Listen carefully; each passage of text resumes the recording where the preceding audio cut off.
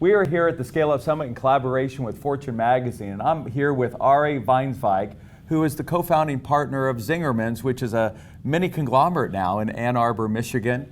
By the way, I went on Google and I said, what is the best deli in the world? And I've searched every place in the world, and his comes up. You guys have done an amazing job.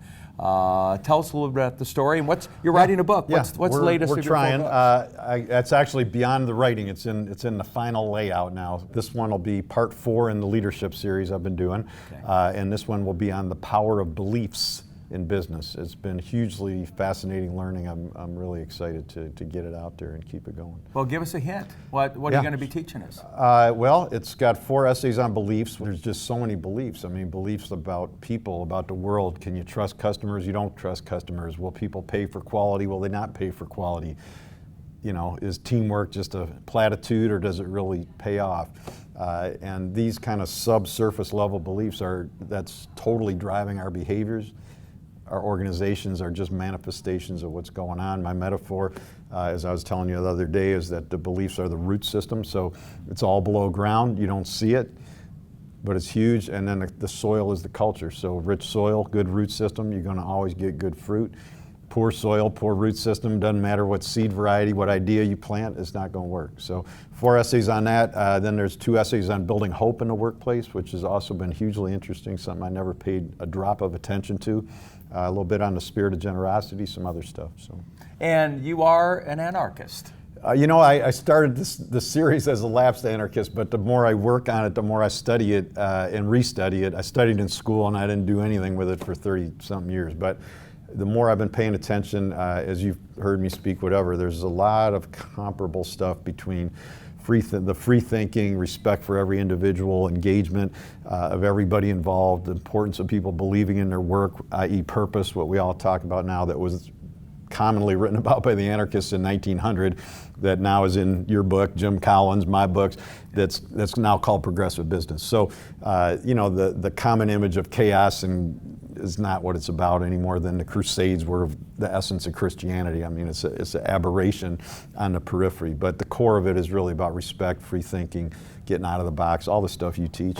Yeah, well, and you teach. But you guys actually practice. You've taken this thing to 60 million, the 8 different companies. Yeah. You shared with us, though, something on the surface it looks very simple, but it's powerful. Yeah. Which is, how do you get people, rather than a suggestion box, take ownership of their change and move that through the organization? Yeah, so it's a recipe. Like recipes in the kitchen, you're going to adapt slightly depending on who you are, but for 5 steps. First step is to get clear on the compelling reasons for the change. Second step, vision. What's it going to look like when it's working really great? Because if you're only frustrated but you don't know where you're going, nothing good's going to come of it. So really describing it. Third step, we put together a little microcosm to figure out how to distribute the information, to make sure everybody who actually needs to know finds out about it before it happens.